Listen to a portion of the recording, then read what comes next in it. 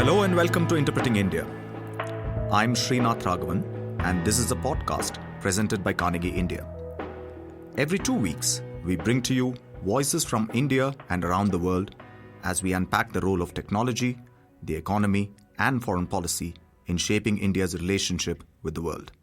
For our inaugural episode, I'm joined by Nandan Nilekani, chairman of Infosys Technologies Limited, a company which he co-founded in 1981.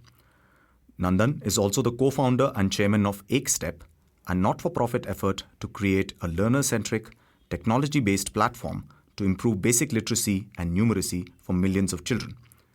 He was the first chairman of the Unique Identification Authority of India in the rank of a cabinet minister. Nandan has also written 2 books, Imagining India and, with Viral Shah, Rebooting India, Realizing a Billion Aspirations. Nandan, welcome to Interpreting India, and thank you so much for joining us today. Thank you, Srinath. Nandan, you've always emphasized the importance of seeing India's growth story in the context of globalization as a whole. And at various points, you've made some very important interventions. Initially about how the world was getting flatter, and more recently about how some trends towards deglobalization have been playing out. So maybe we could begin by getting some thoughts on you on where you see the state of play of globalization itself. Well, I think that in globalization, we are at a very interesting juncture because we had a period of about 40 years when the world went through a lot of globalization. The global trade went up quite a bit. Global trade grew faster than global GDP for many years. And I think there are 2 reasons for that. One was containerization, which made it possible to dramatically reduce the cost of shipping things back and forth. And that led to people being able to make something in China and ship it to the US very cheaply. And the second was the internet, which connected all of us. And that's what led to something like the world is flat, which Tom Friedman wrote about. So the combination of containerization for products and the internet and broadband connectivity for services led to a massive interaction among countries, leading to more trade. And that also was assisted by the fact that the Berlin Wall fell. The WTO became very important. China joined the WTO and so on. So they were all like pro-globalization moves. But I think the last 3-4 years, we have seen some kind of a reaction to that. The election of President Trump or Brexit are all basically saying that the voting folks in the West have soured on globalization because they haven't seen improvements in their lifestyle. Purchasing power has not gone up. They're seeing immigration. So there's clearly a reaction to globalization. And then, of course, we are seeing the other sort of trade wars and so on. So I think after 30-40 years of globalization, we are seeing a retreat from that. What does this mean for India's growth trajectory, right? Around the time of Brexit and Trump's coming to power in 2016, you actually questioned the received wisdom in India about export-led manufacturing growth being the way forward, and argued instead that India's growth drivers going forward will largely be from domestic consumption and not necessarily export, services, not manufacturing, and platform aggregation and not big companies. So how do you see the current situation of the Indian economy, especially in the context of some trends towards slowdown, which may be shorter term, and how do you think it fits with this story of globalization which you painted out? Yeah, so you see, my thesis is that when you look at how other Asian countries went from developing to more of a developed status. When they look at the story of Japan, South Korea, Southeast Asia, China, they all had a very good proven formula. They got into manufacturing. Initially, they began manufacturing very simple things, shoes and so on. Ultimately, they went to more sophisticated things like software and planes and so on.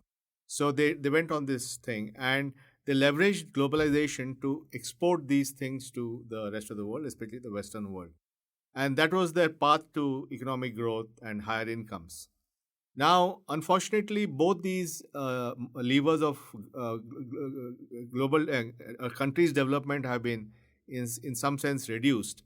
On the globalization front, we talked about it, the fact that now there's a tendency towards deglobalization, and therefore that same momentum is not there for globalization and trade. And on manufacturing, what we are seeing today is a dramatic increase in automation in manufacturing. Thanks to robotics, 3D manufacturing, AI, all these things are making manufacturing very, very technology intensive and with very few people. And we are seeing that even in India, where we are seeing factories in automobile industry and others which have very few employees.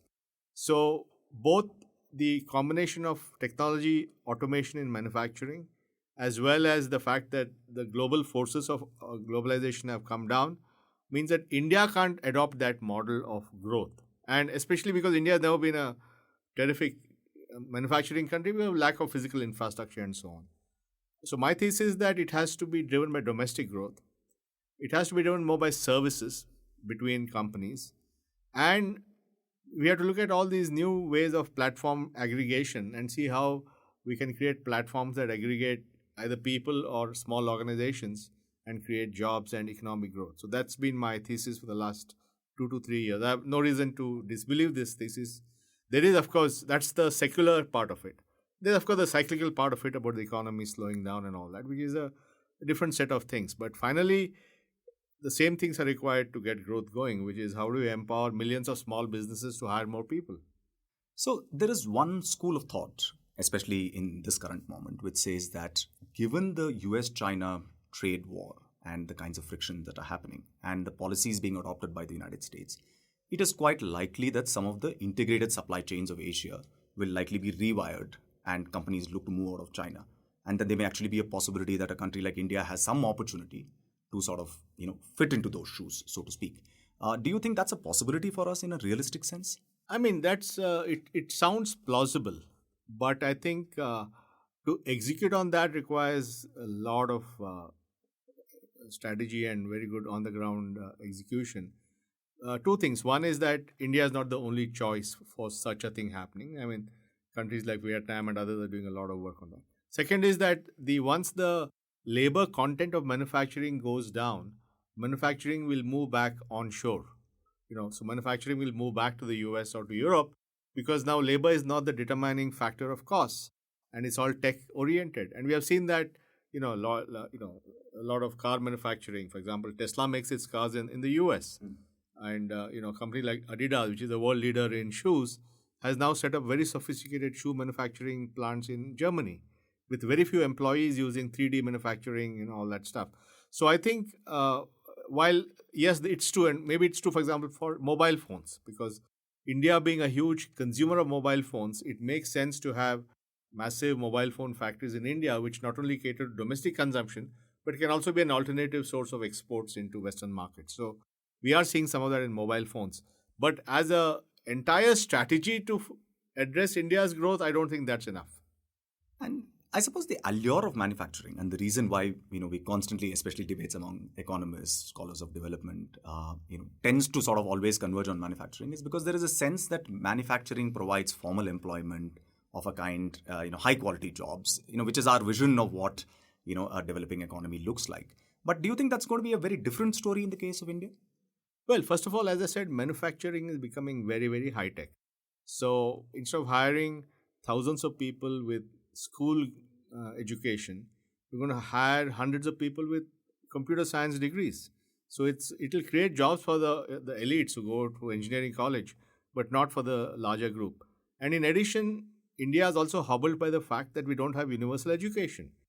All these countries I mentioned, Japan, South Korea, Southeast Asia, China, all pretty much had universal education when they started the journey. So they had people who could operate machines and so on. We don't have that either. So it's not clear to me how this manufacturing thing is going to work out. I want to sort of talk a little bit about what the current state of play is in terms of the dynamic between technology and society in India. And you have made this argument consistently that the combination of smartphone penetration and usage, internet connectivity and its penetration, and Aadhaar, a tool which you pioneered, will actually be a transformative force in India. We have already seen the government's efforts to link some of these tools to its bank accounts under the Jan Dhan Yojana. How do you see the current state of play with JAM, as Arvind Subramaniam called it when he was in government? Yeah, I think Arvind coined that beautiful phrase, Jan Dhan Aadhaar Mobile.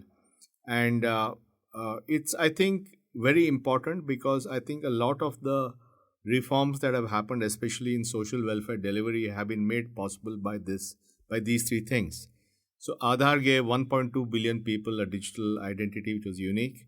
The mobile phone revolution and further accelerated by new players like Jio coming in has made India a place for 4G connectivity with very low prices on data and cheap smartphones. So we're seeing 400 million people now with smartphones, and other people are slowly going to migrate from their feature phones to smartphones. And I think the push of the government towards making banking more inclusive, programs like Jandan Yojana, which opened 330 million bank accounts in the first 5 years of the government, is going to make banking ubiquitous. Now, why this is important is that if you have a digital identity, if you have a bank account, and if you have a mobile phone, then essentially you can transact a lot of your life on that device. Your interactions with government, your receives of benefits, your payment of taxes, everything can be done on your banking, everything can be done on your phone. And therefore, now we have a new capability in society to distribute services and benefits in a way that we could not do before, which is why I think we already benefited from this. If you look at many of the social welfare programs of the last few years, they have all been made possible only because of these technologies. And we are in the early days of that. In the sense, we're going to see more and more of that in the coming years. And what do you see as the next frontiers for this combination of Aadhaar, mobile phones, internet? What other kinds of revolutions can happen in this context? Well, I think first of all, let's take the distribution of benefits itself. The last 5 years has been about distribution of benefits at the central government level. So you have seen LPG subsidies going as cash transfers, and then people paying market price for cylinders, then people giving up their cylinders, then the money being saved from that invested in giving poor people gas connections. So the Ujala scheme is a good example of that thing, and that was possible only because technology existed to make subsidies a cash transfer. The next phase of that journey is going to be state level subsidies. So I think while we have done it for LPG and scholarships and so on, the next is states using it for electricity subsidies and water subsidies. And I think getting electricity subsidy into cash into a farmer's account, but he buys the power at market price, means that suddenly the electric companies can operate on competition and efficiency, and not we're now confused whether the losses are because they're being leaked or whether it's going to a farmer. So we remove all that. So it can make the electricity sector revive. Water is another place where you can give a cash transfer to farmers and let them pay market price on water or whatever price you have. So I think the next is the states adopting that. That's one part. The other part is the deepening of financial services, right? So what you're saying is the formalization of the economy, where more and more people are becoming part of the formal economy as taxpayers and so on.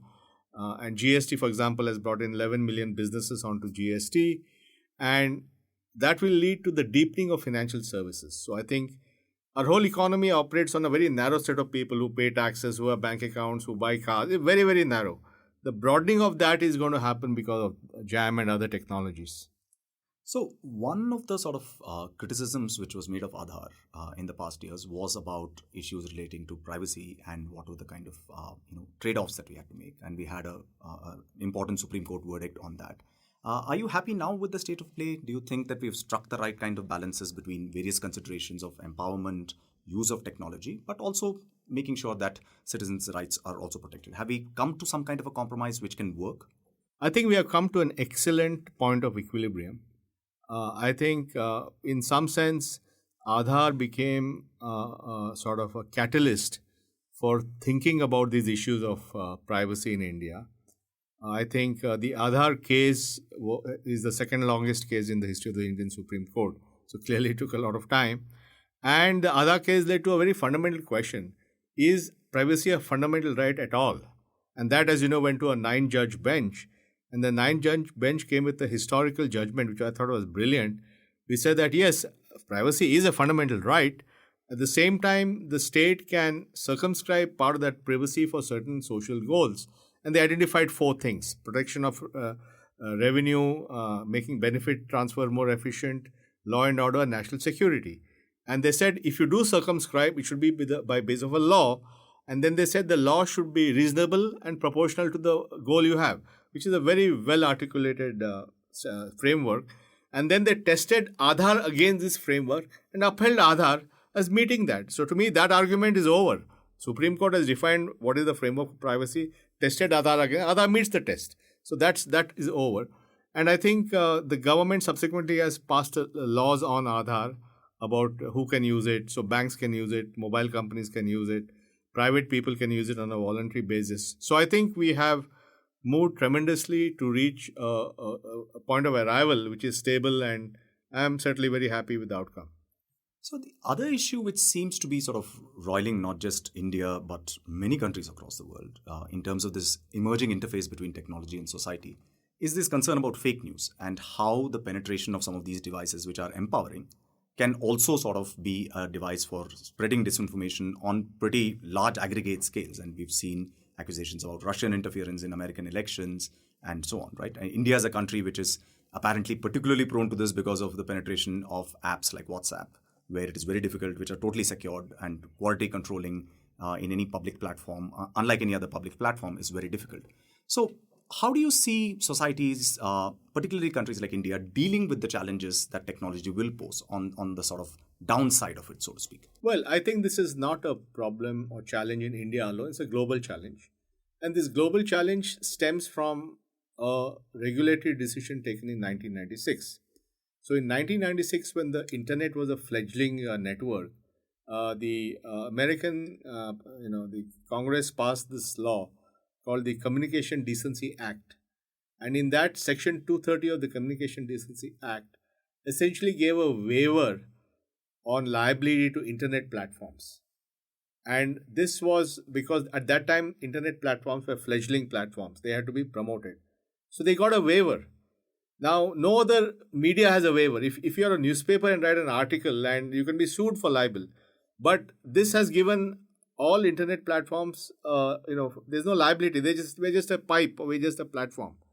And that, in some sense, has led to this situation where, because there's no obligation on the platform to ensure the quality of or the reliability or the veracity of the material on the platform, you have all these developments.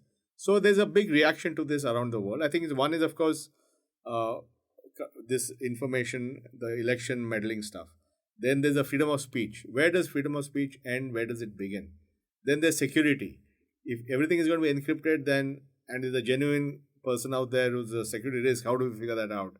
So I think technology has now become so much into societal issues that we are now going to see a fragmentation of the internet. So the whole sort of exceptionalism that we'll have one internet for the world, I don't think that's happening. Already the Chinese have demonstrated that they have created their own internet. They put the Chinese firewall, created their own national champions, etc. The Russians are doing that. Europe is bringing in privacy laws different from elsewhere. So now it's the so-called splinter net, where because of the societal impact of technology, countries will want to bring all these technologies within their domain on security, on privacy, on antitrust, on fake news. So, and they will force these technology will force the internet to behave differently in different parts of the world. So you foresee some kind of a balkanization of the internet? Yes, that's why it's called splinter net. It's the balkanization. And so you want that whole notion that there's one internet which is common across the world will really get sent out. And that clearly will have implications for how the future of globalization itself plays out. Yeah, because just like the physical world globalization is facing a set of challenges, the digital world of globalization also, because it's balkanization or whatever, will also lead to everybody having their own version. So coming back to India, another domain of technology where you pointed to the importance are the new age platform aggregators. You've identified companies like Amazon and Flipkart to Uber and Ola, and you suggest that service sector jobs which are going to be opened by these is likely to be the best way for India to sort of direct its transition. Where do you think the future of platform aggregation in the Indian context is, and how do you see this particular sector developing as we go forward? I think platform aggregation is very, very important. It's both in terms of transforming the economy as well as job creation. I mean, I think if Amazon and Flipkart and Paytm Mall and all the others, Big Basket, are all have literally thousands of small suppliers on their platform. And if they're able to give those small suppliers access to markets and so on, those guys are going to invest, grow, and hire more people. So that's one way of doing it. Then you have the whole mobility, platforms, Uber, Ola, and so on. They in turn, already hire 500,000 drivers. They will have more people on the platform. Food delivery is a big thing. Today, India does about 3 million food deliveries a day. That should go to about 10 million a day, food delivery. And you have multiple players. You have Swiggy, Zomato, Uber Eats, Food Panda, and so on. And they will then invest in. So I think these are all going to be big job creators. Now, there are some concerns about the gig economy, whether they have a safety net and so on. So there are other issues that we have to think about. But certainly these are going to create millions of jobs. Now, is that going to be enough? It's not clear to me. But the other sectors, right? I mean, manufacturing, transportation, all that will create jobs. And another area which you've sort of identified recently is big data and its manifold implications for a country like India. In fact, if I can quote to you from your address to FICCI in April this year, you said that once data becomes the basis for decision making in many sectors, you will see a very big change. Can you tell us a little bit about how the advent of big data will change the way that we've been dealing with problems, say, like public service delivery? And what does this change actually look like? Well, I think there are many aspects. With data, is a very complex thing which has many facets. I think obviously aggregation of data of different kinds will, and applying AI to that data will allow you to do a lot more prediction of possibilities. So, for example, big data can be used in a financial system to catch fraud. Today part of our whole problem is people don't pay taxes or people borrow and don't return money. So a lot of that can be captured by applying AI to big data, or you can apply big data to AI to language translation. India is a country of multiple languages. We can apply to weather forecasting. So there's a lot of those macro kind of things that are possible. But there's also another thing, which is how do we apply data to improve a person's life? And this is really where India is now on the cutting edge with the data empowerment architecture. What has happened is that in the West, people were economically rich before they became data rich. And therefore, the business models that emerged were largely around advertising and other things, where you could use your data to target you, to show an ad to you. And that's how some of these companies have built their business model. And in China, it's also been, for the state, law and order, and so on. In India, because of the data empowerment architecture, which is unique to India, we actually have a way now of individuals and small businesses using their own data to get some benefit. So I can use my own data to get me a loan. I can use my own data to get me better healthcare, and so on. So this is what we call as data empowerment, where instead of data being used by corporations and countries, it will be used by individuals and small businesses. And this concept of data empowerment is absolutely unique. And India is really leading the thinking on this. And I'm confident that this idea has global applicability. There seems to be another area where global sort of developments are likely to impinge on India's future, particularly with relation to how much technology interfaces with society. And here I'm talking about the advent of the 5G sort of rollout, which is happening. And it is happening against the backdrop of this US-China sort of competition, which is in some ways described as a trade war, but I think actually is more about technology, about who gets to set global technological standards for this new 5G sort of infrastructure which is going to be rolled out. How do you think that particular competition is likely to impinge on India's own adoption of 5G? Because, we have tried to sort of resist some of these wider global currents, pressures on India saying do not go with this supplier or Chinese firms and so on. But how do you think India should be playing this game?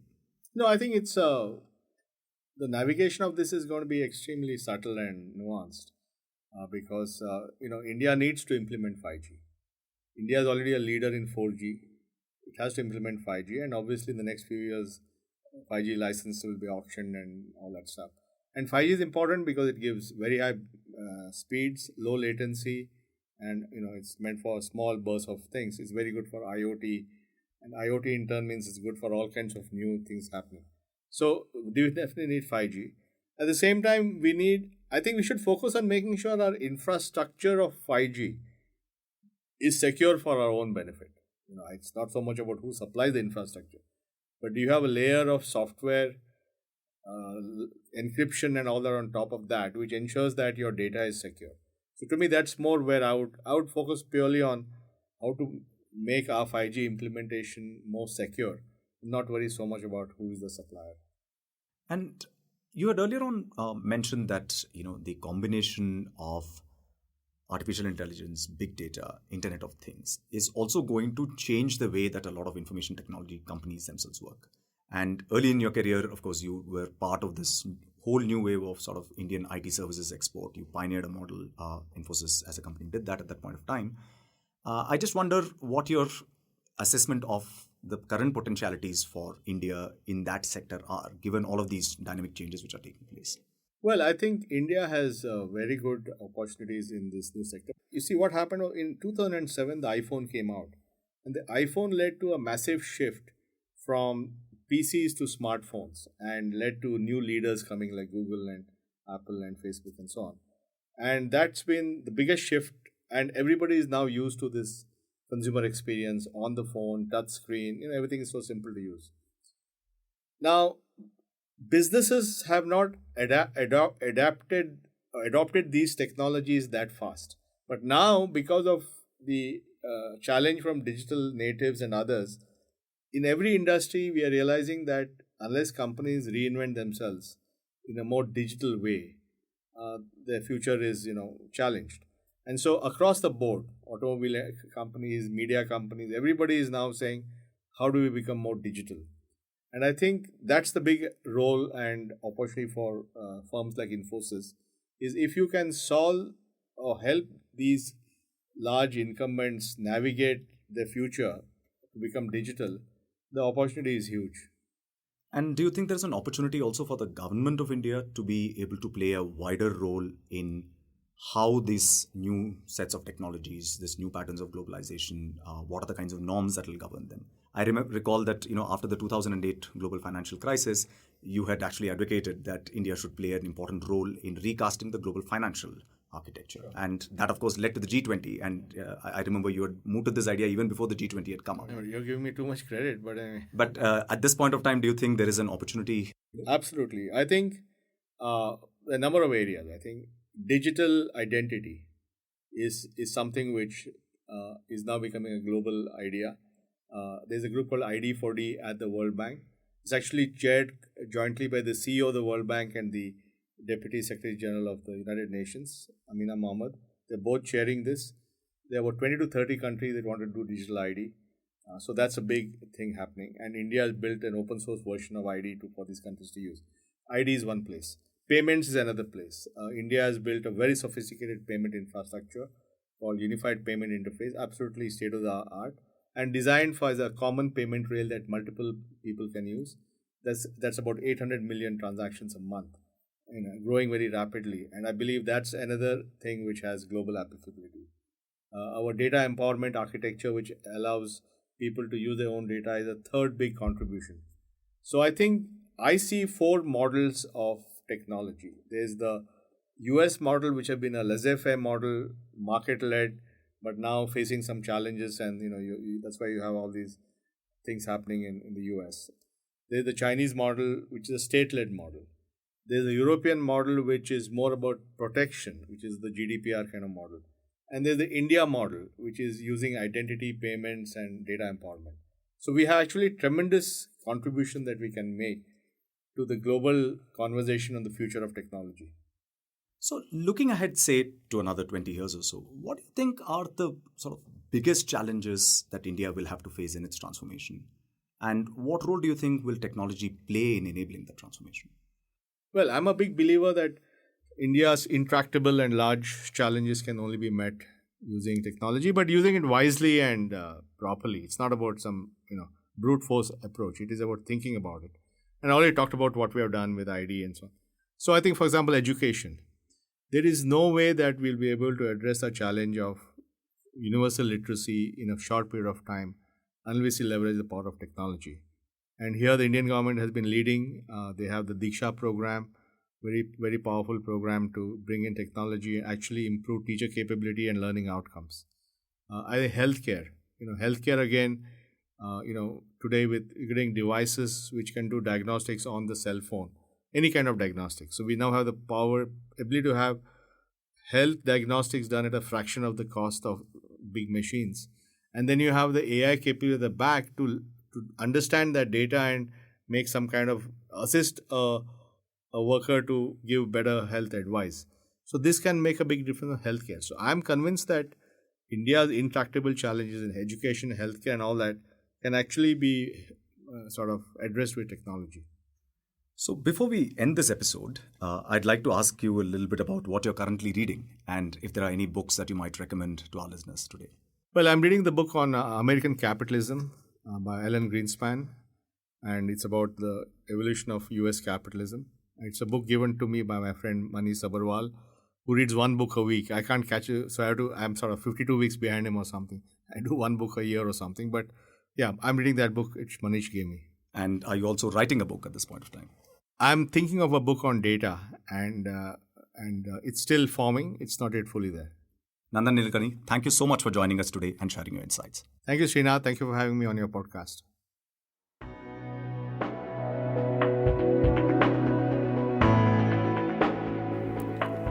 Thank you for listening to this episode of Interpreting India, a podcast presented every 2 weeks by Carnegie India. I'm Srinath Raghavan. For more information about the podcast and the production team, you can follow us on social media and visit our webpage